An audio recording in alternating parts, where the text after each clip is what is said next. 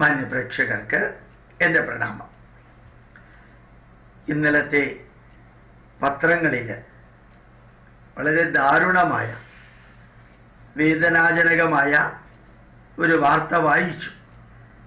കേരള മുഖ്യമന്ത്രിയുടെ തലവെട്ടാനായിട്ട് 1 കോടി രൂപ ഒരു RSS നേതാവ് പറഞ്ഞതായിട്ടും സദസ്സിൽ ഇനാമായിട്ട് തരാമെന്ന് പറഞ്ഞതായിട്ടും അതിന് തൻ്റെ സ്വത്ത് വിൽക്കാൻ തയ്യാറാണ് എന്നുവരെ പറഞ്ഞതായിട്ടും നൂറുകണക്കിന് RSSകാരെ കൊന്നിട്ടുണ്ടെങ്കിൽ ആയിരക്കണക്കിന് മറ്റുള്ളവരെ കൊന്ന് പ്രതികാരം ചെയ്യുമെന്നൊക്കെ പറഞ്ഞ വരി വായിച്ചപ്പോൾ സത്യത്തിൽ വേദനയും ദുഃഖവും അപകർഷതയും അവജ്ഞയുമാണ് തോന്നിയത്.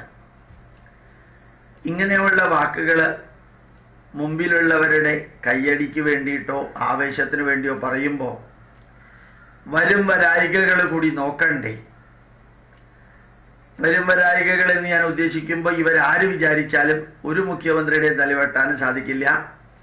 ഒരു ഭരണകർത്താവിൻ്റെ തലവെട്ടാൻ ഒരു സംഘടനയും ആഹ്വാനം ചെയ്യുകയുമില്ല, തീവ്രവാദികൾ ഒഴികെ.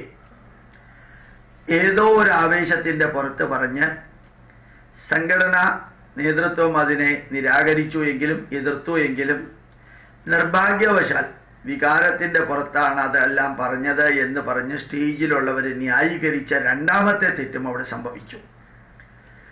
ഈ 2 തെറ്റ്. ഒന്ന്, ഒരു വ്യക്തി ഇതുമാതിരി സംസാരിക്കുന്ന വ്യക്തിയെ ഒരിക്കലും പ്രഭാഷണത്തിന് അയക്കരുതായിരുന്നു സംഘടനയിലുള്ളവർ.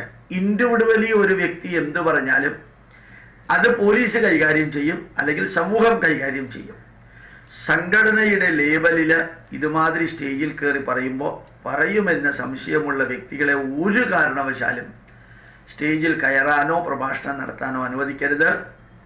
2, ഇത്രയും തീവ്രവും നിന്ദ്യവും നികൃഷ്ടവുമായ വരി പറഞ്ഞ ഉടനെ സദസ്സിലുള്ളവർ അതിനെ എതിർത്തിരുന്നു എങ്കിൽ കുറേ കൂടി ഭേദമാകുമായിരുന്നു. പക്ഷേ ഏതായാലും സംഘടന വളരെ പെട്ടെന്ന് അതിനെതിരെ പ്രതികരിച്ചു എന്നുള്ളത് ആശ്വാസകരമാണെങ്കിലും ഇത് പറയുന്നവരും പറയുന്നത് കേട്ട് കൈയടിക്കുന്നവരും അതിനെ തിരസ്കരിക്കാതെ ഇന്ന ആവേശത്തിൻ്റെ പുറത്താണെന്ന് പറഞ്ഞ് ന്യായീകരിക്കുന്നവരും അറിയേണ്ട 2 കാര്യമുണ്ട്. ഒന്ന്, വളരെ ഇമ്പോർട്ടൻ്റ് ആയിട്ടുള്ള കാര്യം, ഇന്ന് ഭാരതം അസാധാരണമാം വിധത്തിൽ വളരുന്നു. എതിരാളികൾ പോലും ഗംഭീരമായിട്ട് സൈലൻ്റായിട്ടായാലും ഭാരതീയ ഭരണത്തെയും ഇന്ന് ഭരിക്കുന്നവരെയും ന്യായീകരിക്കുന്നു. കൈക്കൂലിയോ സ്വജനപക്ഷപാതമോ കറപ്ഷനോ മിക്കവാറും ഇതുവരെ കേട്ടിട്ടില്ല. നല്ല രീതിയിൽ ഉറച്ച ചങ്കൂറ്റത്തോടു കൂടി തീരുമാനമെടുക്കുന്നതിനെ പുറത്ത് പറഞ്ഞില്ലെങ്കിലും അകത്ത് നന്മ നിറഞ്ഞ രീതിയിൽ പറഞ്ഞുകൊണ്ടിരിക്കുന്ന ഒരു കാലഘട്ടത്തിൽ ഇതുമാതിരിയുള്ള ഐസൊലേറ്റഡ് കേസുകളിൽ നടക്കുന്ന നികൃഷ്ടമായിട്ടുള്ള വാക്കുകൾ ആ തിളക്കത്തെ മുഴുവനും ഇല്ലാതെയാക്കുമെന്ന് മാത്രമല്ല, സമൂഹം നന്മയ്ക്ക് സൈലൻ്റായിട്ടാണ് പ്രതികരിക്കുക, തിന്മയ്ക്ക് വയലൻ്റായിട്ടാണ് പ്രതികരിക്കുക.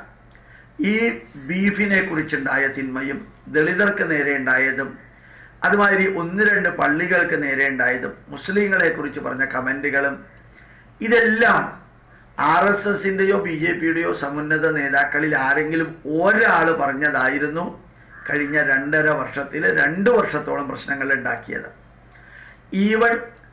ഈവൻ മഹാബലിയുടെ അവതാര ദിനം എന്ന് പറയുന്നത് വാമന ജയന്തിക്ക് ഒരു അഭിനന്ദനങ്ങളും ആശംസകളും കൊടുത്തത് പോലും ഇഷ്യൂ ആക്കാൻ കേരളത്തിലെ ആൾക്കാർക്ക് സാധിച്ചു, പ്രത്യേകിച്ച് ഇടതുപക്ഷ ബുദ്ധിജീവിക്ക്. വാമന ജയന്തി ആൾ ഇന്ത്യ ബേസിസിൽ ഒരു ആശംസ കൊടുത്തുവേ ഉള്ളൂ. പരശുരാമ ജയന്തി ആയാലും ശ്രീരാമ ജയന്തി കൃഷ്ണ ജയന്തിക്ക് കൊടുത്തു എന്നേ ഉള്ളൂ. വാമന ജയന്തി അല്ല, അത് മഹാബലിയുടെ വരവാണെന്ന് പറഞ്ഞ് എത്രയാ അതിന് ഇഷ്യൂ ഉണ്ടാക്കിയത്. പത്രമാധ്യമങ്ങളൊക്കെ അതിന് കൂടെ നിന്നു.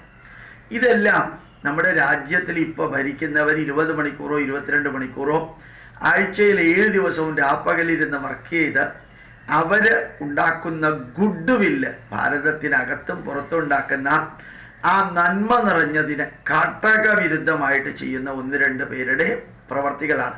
ഇവരെയെല്ലാം അപ്പോൾ തന്നെ പാർട്ടിയിൽ നിന്നോ സംഘടനയിൽ നിന്നോ പുറത്താക്കുകയും അവർക്കെതിരെ അകത്തുള്ളവർ തന്നെ കേസ് കൊടുക്കുകയും വേണമെന്നുള്ളത് അതോടുകൂടി മിക്കവാറും ആ വ്യക്തിക്ക് സംഘടനയുടെ സപ്പോർട്ട് ഇല്ല എന്ന് വളരെ വ്യക്തമായിട്ട് മനസ്സിലാക്കാനും സാധിക്കും. ഇത് ഒന്ന്.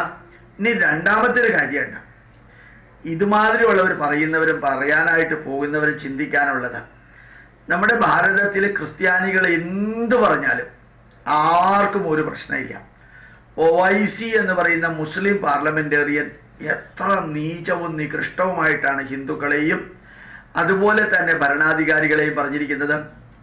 സമാജ്വാദി പാർട്ടിയിലെ MLA-മാരും MP-മാരുമായിട്ടുള്ള പല മുസ്ലിങ്ങളും, അതുപോലെ തന്നെ മമതാ ബാനർജിയുടെ തൃണമൂൽ കോൺഗ്രസിലുള്ളതായ പല മുസ്ലിങ്ങളും പല ബുദ്ധിജീവികളും എത്ര വികൃതവും നികൃഷ്ടവുമായിട്ടുള്ള വാക്കുകളാണ്, വരികളാണ് പറഞ്ഞിരിക്കുന്നത് നോക്കുക.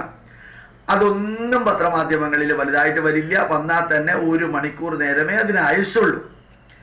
ഇത് വ്യക്തമായിട്ടറിയാം. ബാക്കി ഏത് പാർട്ടിക്കാരും ഏത് മതക്കാരും എന്ത് പറഞ്ഞാലും അത് പറഞ്ഞു, ആ ദിവസത്തോടുകൂടി അത് തീർന്നു, പിന്നെ ആരുടെ മനസ്സിലുണ്ടാവില്ല എന്നുള്ളത് വ്യക്തമായിട്ട് അറിയാവുന്ന RSSകാരും BJPക്കാരും VHPക്കാരും അവർ പറയുന്ന ഏറ്റവും ചെറിയ തിന്മ നിറഞ്ഞ വരികൾ പോലും മറ്റുള്ളവർ പറയുന്ന ഏറ്റവും വലിയ തിന്മ നിറഞ്ഞ വരികളെക്കാൾ ജനങ്ങളിൽ എത്തുകയും അന്തർദേശീയ തലത്തിലെത്തുകയും അതിനുവേണ്ടി പത്രമാധ്യമങ്ങളിലും പുറത്തും കോക്കസ് വർക്ക് ചെയ്യുകയും ഇടതുപക്ഷ ബുദ്ധിജീവികളും അതിൻ്റെ കൂടെ നിൽക്കുകയും ചെയ്യുന്നു എന്നുള്ളത് ഒരു വസ്തുതയാണ്. ഒന്നാമത്തേത്, ഇന്ന് നടക്കുന്ന നന്മകൾ മുഴുവനും തമസ്കരിക്കപ്പെടുന്നു ഇതുപോലെയുള്ള വാക്കുകൾ പ്രയോഗിക്കുമ്പോൾ.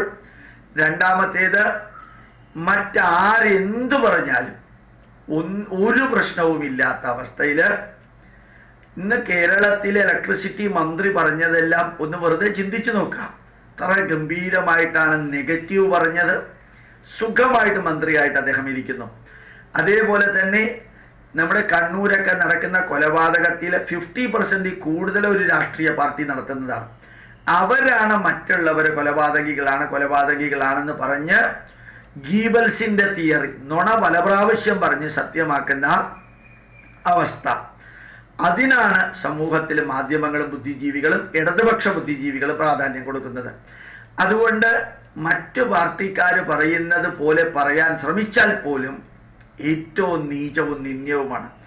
ഈ രാഷ്ട്രത്തിൻ്റെ നന്മയുടെ, പൈതൃകത്തിൻ്റെ, ധർമ്മത്തിൻ്റെ, സത്യത്തിൻ്റെ, നീതിയുടെ, ന്യായത്തിൻ്റെ വക്താക്കൾ എന്ന് പറയുന്ന ധന്യരായിട്ടുള്ള വ്യക്തികളിൽ നിന്ന് ഏറ്റവും ചെറിയ കറ നിറഞ്ഞ വാക്കുകളോ വരികളോ ഉണ്ടായാൽ പോലും അത് ഭൂകമ്പമുണ്ടാക്കുന്ന അവസ്ഥയുണ്ടാക്കുമെന്നറിയേണ്ട ഉത്തരവാദിത്വം അവർക്കാണ്.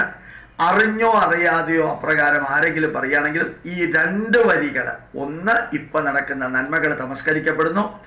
2, മറ്റുള്ളവർ ആരെന്ത് പറഞ്ഞാലും ഒരു പ്രശ്നവും ആർക്കും, പത്രമാധ്യമങ്ങൾക്കും മറ്റുള്ളവർക്കും ബുദ്ധിജീവികൾക്കും ഇല്ല എന്ന് തിരിച്ചറിഞ്ഞ് ഇവർ പറയുന്ന ഏത് ചെറിയ കാര്യവും ഊതി വീർപ്പിച്ച് വലുതാക്കുമെന്നും പറഞ്ഞുകൊണ്ട്, മൂന്നാമത്തേത്, ഒരു കാരണവശാലും നമ്മുടെ കേരള മുഖ്യമന്ത്രി ആയാലും അത് ചന്ദ്രബാബു നായിഡു ആണെങ്കിലും അല്ലെങ്കിൽ ഫഡ്നാവിസ് ആണെങ്കിലും ശശികലയാണെങ്കിലും ആരായാലും ശരി, ജനങ്ങളുടെ നേതാക്കന്മാരാണ്. അവരുടെ തലയറുക്കുമെന്നും തലയ്ക്ക് 1 കോടി രൂപ എന്നുള്ള പദപ്രയോഗം അല്ലാത്തവർക്ക് പോലും പാടില്ല. വീരപ്പന്റെ തലയ്ക്ക് 1 കോടി പറയുന്നത് ഗവൺമെന്റാണ്, അല്ലെങ്കിൽ പോലീസാണ്. ഇങ്ങനെയുള്ള രാഷ്ട്രീയ പ്രവർത്തകരല്ല പറയേണ്ടത്. അതിപ്പോൾ ഫൂലൻ ദേവിയുടെ ആണെങ്കിലും അല്ലെങ്കിൽ ഒസാമ ബിൻ ലാദന്റെ ആണെങ്കിലും അത് ഗവൺമെന്റിന്റെ പ്രോട്ടോകോൾ അനുസരിച്ച് പറയാണ്. ഇത് രാഷ്ട്രീയ നേതാക്കന്മാർ, സംഘടനാ തലത്തിലുള്ളവര് അണികളുടെ ആവേശത്തിനും കയ്യടിക്കും വേണ്ടി ശുദ്ധ തിന്മ നിറഞ്ഞ വരികൾ പറഞ്ഞതിന് ശേഷം അത് സംഘടനയ്ക്കും രാഷ്ട്രത്തിനും പ്രസ്ഥാനങ്ങൾക്കുമെല്ലാം പ്രശ്നം ഉണ്ടാക്കുന്നത് തടയേണ്ടത് ഒരു വലിയ പരിധി വരെ വിജയിച്ചു. കഴിഞ്ഞ 1 വർഷമായിട്ട് വീണ്ടും അത് തന്നെയാണ് തിരിച്ചു വന്നിരിക്കുന്നത് എന്നുള്ളത് കൂടി ഓർമ്മിക്കാൻ സാധിക്കട്ടെ. പ്രണാമം, നമസ്കാരം.